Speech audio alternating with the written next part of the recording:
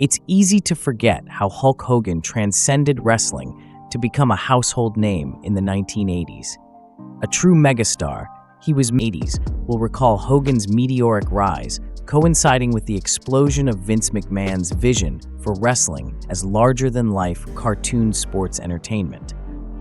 The two men were very much a team, and there's a strong argument that without their symbiotic relationship, neither man would have reached the heights they did.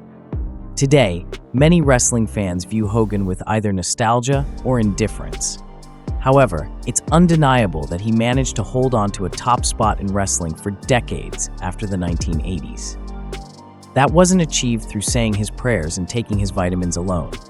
Hogan's rapid ascent to the top of the wrestling business was unparalleled, becoming wrestling's #1 babyface and later its #1 villain.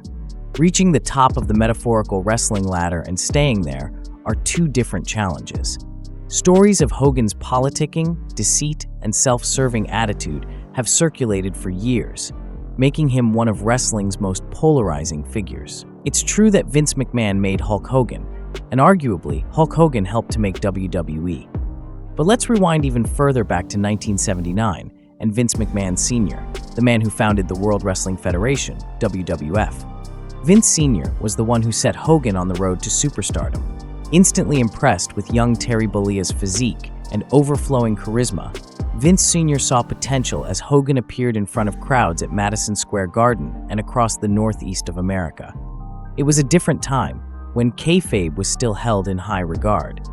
So, when Hogan was offered the role of Thunderlips in Rocky III opposite Sylvester Stallone, Vince Sr. was firmly against it. He reportedly told Hogan, "If you do the movie, you're fired." Hogan chose the movie and got fired. Reflecting on the incident, Hogan recalled the harsh words, "You'll never work here again." Taking the movie role was a gamble, but it paid off. However, Hogan soon discovered that transitioning from the wrestling ring to the film set wasn't easy. Sylvester Stallone recounted stories about working with Hogan on Rocky III, specifically mentioning how Hogan clumsily injured him and several stuntmen. Stallone described one memorable incident. "I remember a violent move where he threw me into the corner, charged across the ring like an enraged bull, and leapt so amazingly high that his shin bone came down like a giant tree on my collarbone. I tumbled to the floor, and for about 10 minutes, I was afraid to look at my shoulder. I thought there was bone protruding through my chest. Of course, there wasn't. But Hogan then jumped into the audience to fight the stunt performers. 3 of them had to be treated at the hospital. While Hogan made his name in the WWF, he was truly forged in the fire of the American Wrestling Association, AWA. There, territory boss Verne Gagne saw fans fall in love with Hogan and recognized his massive potential as a babyface wrestler. Plans were in motion to make Hogan the AWA World Champion in 1983. He was booked in main events against champion Nick Bockwinkel. At the Super Sunday show in Minnesota, Hogan won the match clean with his iconic leg drop. However, the victory was overturned because Hogan had thrown Bockwinkel over the top rope, a disqualifiable offense. Fans expected this to lead to a series of matches, culminating in Hogan's eventual championship win later that year. But it wasn't to be. Hogan fell out with Gagne over merchandising percentages. Hogan wouldn't have this problem with his next promoter, Vince McMahon Jr., at least not for a decade. When Hogan returned to the Northeast, the wrestling landscape had changed. Vince Jr. had purchased WWE from his father and had a vision to transform the promotion into a national entity. Hogan was handpicked to become McMahon's main attraction in this ambitious plan. This strategy angered many regional promoters who foresaw the oncoming storm of Hulkamania and WWE's national expansion. Vince McMahon Jr. sought to dominate, putting regional promotions out of business to establish WWE as the king of wrestling. The wrestling industry experienced a major shift when Vince McMahon disrupted the status quo of American wrestling.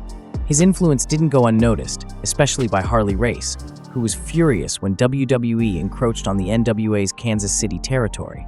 Ric Flair recalled, "Harley was so goddamn mad at WWE, then WWF, and he left me wrestling Bruiser Brody in front of 3,000 people." Meanwhile, he headed to the convention center, pulling out a 9mm pistol tucked in his pants, saying, "I'll be back." Reportedly, Race even tried to set the ring on fire before pulling a gun on Hulk Hogan as Hogan exited the bathroom. Fortunately, Race ultimately chose not to harm Hogan. During the mid-80s, WWE's explosion in popularity saw wrestlers, from the main event to the undercard, earning unprecedented money. However, the old guard had to give way to McMahon's new vision, featuring Hulk Hogan and a cartoonish wrestling era. Legends like the Iron Sheik and Bob Backlund, who thrived under Vince McMahon Sr., were forced to adapt or step aside. Backlund, a 6-year reigning WWE champion under Vince Sr., found himself out of place in Vince Jr.'s mainstream vision. Vince Jr. stripped Backlund of his title, citing that he didn't meet the standards to represent the WWF. Backlund reflected bitterly, saying, "They should have fired him 30 years ago." Meanwhile, the Iron Sheik carried deep resentment toward Hogan, stemming from a feud that never materialized. WWE wrestlers, seeing it as the perfect moment with the show already booked. Ventura later revealed in an interview that Vince McMahon learned of the plan through Hulk Hogan. McMahon confronted Ventura, nearly firing him. "When I found out it was Hogan who stooged on me, I almost fell to the floor." Vince admitted it under oath in a deposition, and Hogan denied it publicly, Ventura said. Ventura eventually left WWE for Hollywood, starring in Predator alongside Arnold Schwarzenegger. Randy Savage's paranoia, especially regarding his wife, Elizabeth, created tension with Hogan. In a Paris match, Hogan lifted Elizabeth into the ring, which enraged Savage, who accused Hogan of inappropriate behavior. Hogan recalled, "Savage locked a headlock on me so tight I thought my eyeball would pop out." Their animosity grew over time. Savage blamed Hogan for influencing Elizabeth to leave him. When Elizabeth stayed at Hogan's house, Savage punched Hogan, giving him the black eye seen at WrestleMania 9. Hogan's backstage behavior often caused friction. The Ultimate Warrior resented Hogan for being paid double for their WrestleMania 6 match. Similarly, Bret Hart accused Hogan of refusing to work with him at SummerSlam 1993, saying, "Hogan couldn't bear the thought of putting me over."